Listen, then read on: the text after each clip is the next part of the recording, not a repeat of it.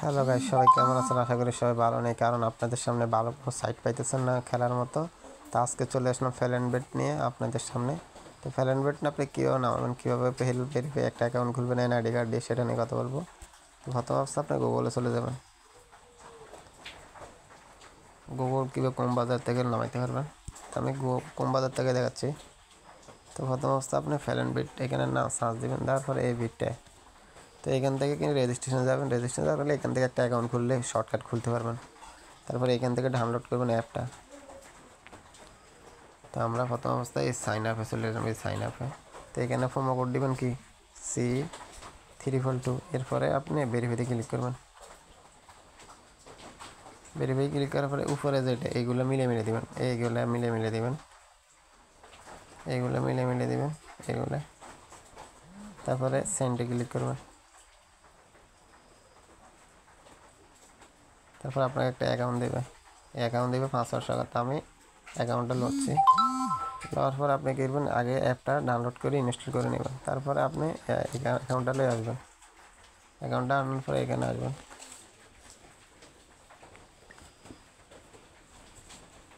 এখানে আসার পরে আপনি অ্যাকাউন্টটা বসাবেন, পাসওয়ার্ড ইউজার নেম দুটোটা বসাবেন।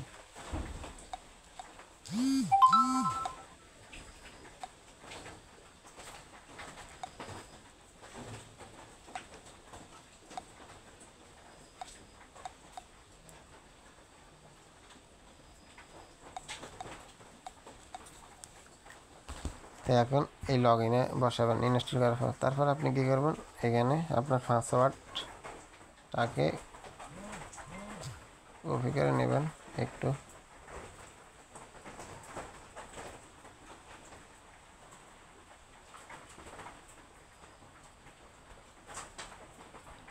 পাসওয়ার্ডটাকে দয়া করে কপি করে নেবেন,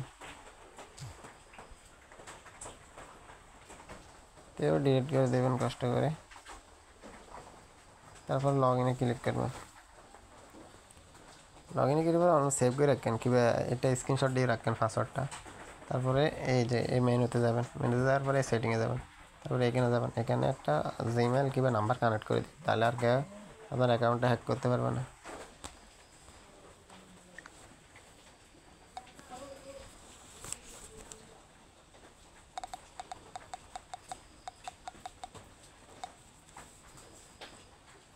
তো উপরে আপনার এনআইডি কার্ডের প্রথম নামটা দিবেন,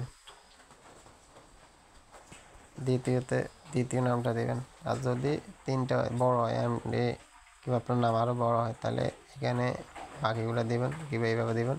এখানে আপনার এনআইডি কার্ডের বয়সটা দিবেন, যেটা বয়স সেটা দিবেন ছোট্টভাবে।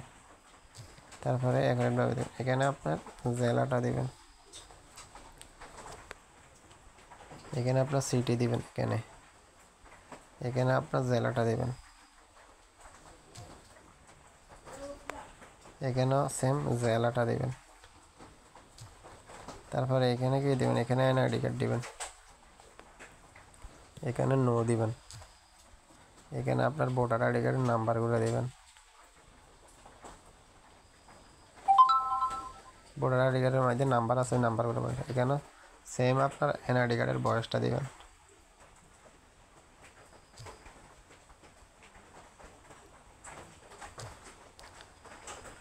এরপরে এখানে কি দিবেন, এখানে এনআইডি কার্ড বাংলাদেশ দিবেন।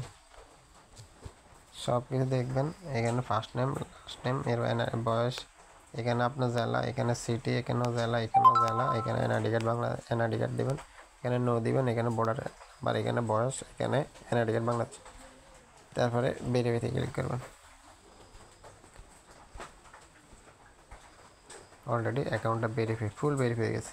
এখন একটা নাম্বার জিমেল কানেক্ট করে নেবেন কষ্ট করে।